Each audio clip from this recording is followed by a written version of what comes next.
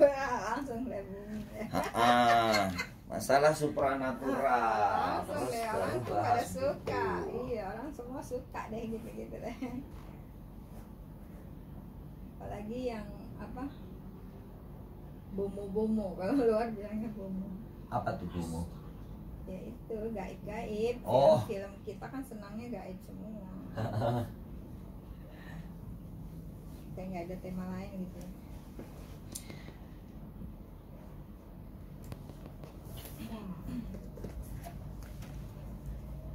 Kita mulai ya. Baiklah, kita mulai nih host kita kali ini. Kakak host atau penanyanya hostnya ya? Hostnya. Oke.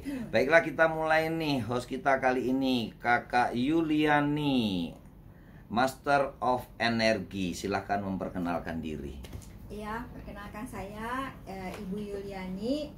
Saya sudah terjun di dunia spiritual sekitar 30 tahun lebih dan beranjak dari zero ya, dari zero yang tidak tahu apa-apa, sambil diperjalankan bertahap di sini. Saya tidak ada guru, tidak ada siapapun, tapi saya langsung direct diperjalankan oleh Tuhan. Jadi diperjalankan di sini saya meniti, benar-benar meniti karir. Jadi kalau level sekolah itu dari SD, SMP, SMA dan seterusnya. Jadi dari tahap awal saya belajar ke dalam badan, ke dalam diri, yaitu saya disuruh merenung di kamar, bisa sebulan di kamar, dan juga saya disuruh baca Al-Quran sampai khatam, baik Arabnya maupun artinya. Itu dengan sendirinya saya diperjalankan seperti itu. Dan kejadian tersebut saya stop pekerjaannya. Kebetulan saya backgroundnya dari IT, posisinya IT Project Manager. Jadi pada saat itu saya kebetulan untuk IT-nya di stop. Makanya akhirnya saya terjun ke dunia spiritual. Begitu hal ihwalnya. Sebelum beranjak nih, saya juga lihat ada karang buku ya. Yang terakhir ini kisah nyata anak yang tertukar 60 tahun terpisah dari keluarga kandung.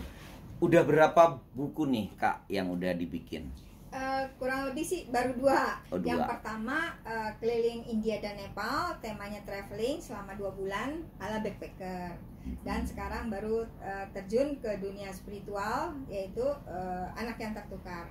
Jadi di dalam buku ini pun kita membahas 3 jenis, karena background saya tidak lepas dari dunia IT, dunia spiritual, dan dunia traveling. Jadi saya bahas semua tuntas tentang who am I-nya, asal mulanya saya, dan lain-lainnya. Tapi tidak ketinggalan dengan 3 tema tersebut. Terus untuk spiritual sendiri, apakah ada pelatihan-pelatihan atau ada lembaga khususnya kayak gitu Kak Yuliani? Awalnya saya sebenarnya sifatnya pendiam dan tidak mau bersosialisasi. Sejak dari lahir sampai kuliah saya tidak pernah punya teman, tidak pernah bergaul, tidak pernah nengok kiri, nengok kanan. Makanya selama reuni SMP, SMA, kuliah selalu dibilang, Yul kamu jutek, Yul kamu sombong. Pulang sekolah langsung lari ngabrit, nggak nengok kiri, nggak nengok kanan, nggak salam, nggak ini itu. Akhirnya selalu seperti itu. Tapi ya mau bagaimana, karakternya memang seperti itu, ya saya jalani dan saya happy aja gitu. Nah pada saat saya tidak pernah berhablum minanas, ada satu saat saya di pojokan harus berhablum minanas. Karena apa? Karena saya membuat buku. Kalau bikin buku tidak berhablum minanas, siapa yang mau beli bukunya? Bener nggak? Nah itu. Dan kenapa saya bikin buku juga gara-gara ada satu guru spiritual makrifat, namanya Kiai Haji Amiruddin Shah. Beliau berkata, kalau kamu meninggal, apa yang akan kamu tinggalkan untuk dunia?